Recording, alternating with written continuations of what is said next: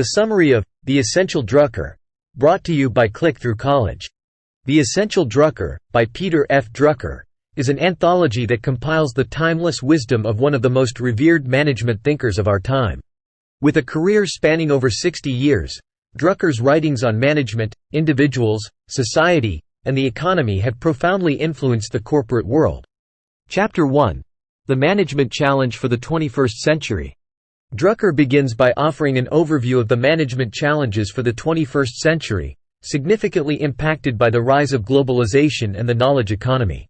He asserts that the world has become a vast, interconnected network, where national borders are becoming increasingly irrelevant. In such a world, businesses can no longer focus solely on domestic markets. Instead, they must strive to become truly global entities, capable of competing anywhere, anytime. Furthermore, the transformation from an industrial economy to a knowledge economy has dramatically altered the nature of work. In a knowledge economy, the primary economic resource is not capital, labor, or land. It is knowledge. In such an economy, knowledge workers, i.e., individuals who have high levels of education and expertise, become the most valuable assets of an organization. This shift necessitates significant changes in how businesses operate and how managers manage. Chapter 2. The Individual. Drucker then turns his attention to the role of the individual within organizations.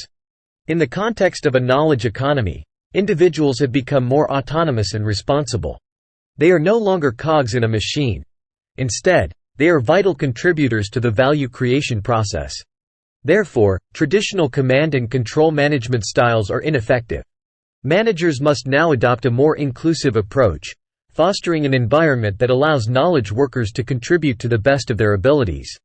Drucker advises managers to embrace diversity, flexibility, and personal development, nurturing a climate that respects individuality and encourages creative problem-solving. Chapter 3. Management. In the third chapter, Drucker delves into the fundamentals of management. He breaks down the management process into 5 basic tasks: setting objectives, organizing work, motivating and communicating, measuring performance, and developing people. These tasks are interrelated, contributing to a holistic approach to management. According to Drucker, setting objectives is the starting point of management.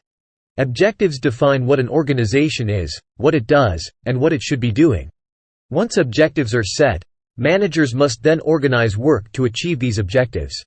They must decide who does what, where, when, and how. Motivation and communication involve aligning individual efforts with organizational goals. Managers must inspire and empower their employees, creating an environment that fosters commitment and enthusiasm. They must also ensure clear and open communication, facilitating effective collaboration and teamwork. Measuring performance is crucial for tracking progress and making necessary adjustments. Finally, developing people is essential for sustaining organizational growth and success. Managers must invest in the continual learning and development of their employees, preparing them for future challenges and opportunities. Chapter 4. The Entrepreneur and Innovation. This chapter provides a wealth of knowledge on entrepreneurship and innovation. Drucker starts by dispelling the myth that entrepreneurship is confined only to startups. He proposes that it is more accurately viewed as a mindset, a propensity to see change as an opportunity, and not as a threat. The entrepreneur, as per Drucker, is the one who seeks out change, responds to it, and exploits it as an opportunity. This could be a new business or service, a new way of doing things, or even a new way of thinking. Entrepreneurship is about creating new wealth or reshaping existing wealth to better serve the market. Drucker ties this idea closely to innovation, arguing that innovation is the tool of the entrepreneur. It is a systematic discipline that can and must be learned and practiced. He insists that innovation is not confined to the invention. It can be as simple as a new application for an existing product or a new market for a current product. He further outlines 7 sources of innovation, from the unexpected event to changes in industry structure, market changes, demographic changes, changes in perception, and new knowledge. This holistic view of innovation places it within the grasp of any organization willing to commit to systematic innovation as a business practice.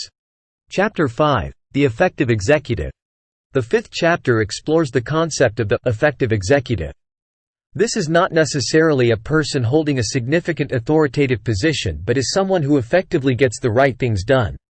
Drucker states that effectiveness is a skill that can and must be learned.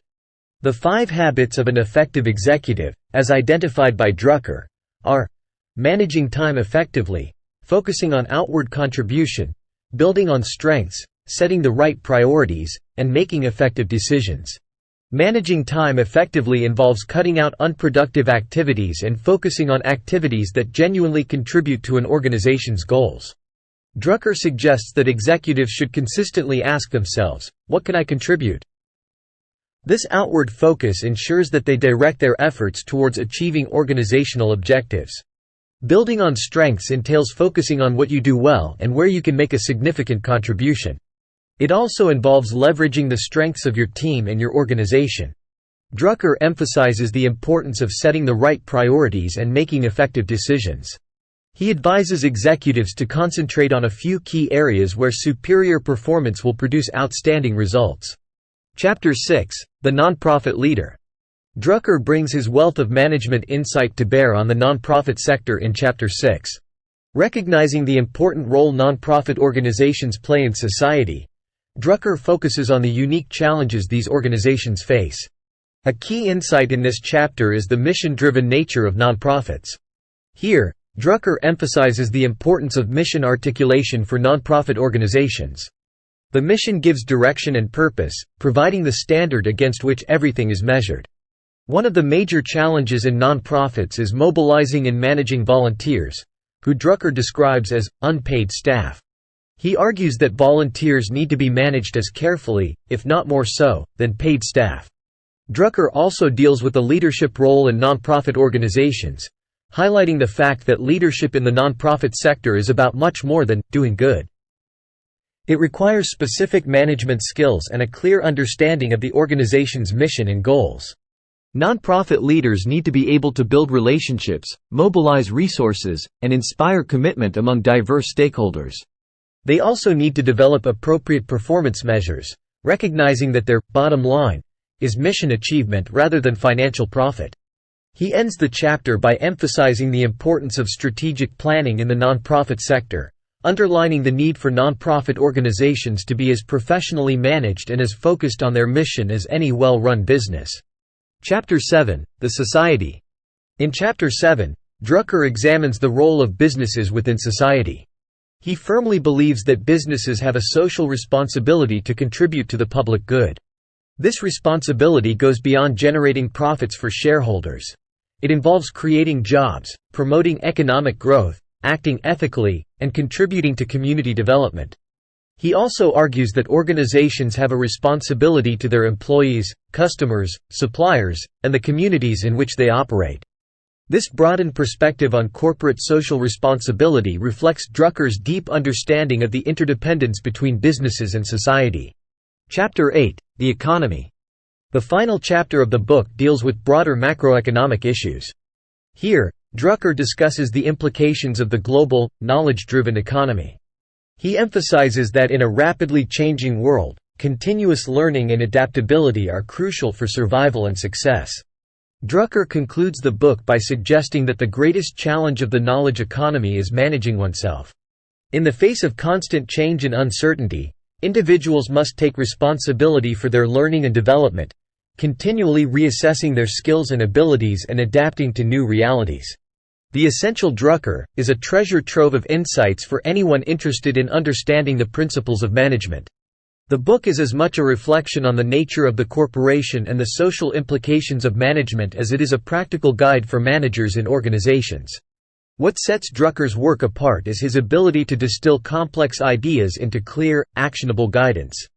He presents profound insights into the nature of work, the role of managers, and the impact of societal and economic changes on businesses. His teachings resonate beyond the business world, offering valuable lessons for leaders in government, nonprofit, education, and other sectors. In essence, the Essential Drucker presents a comprehensive and holistic view of management.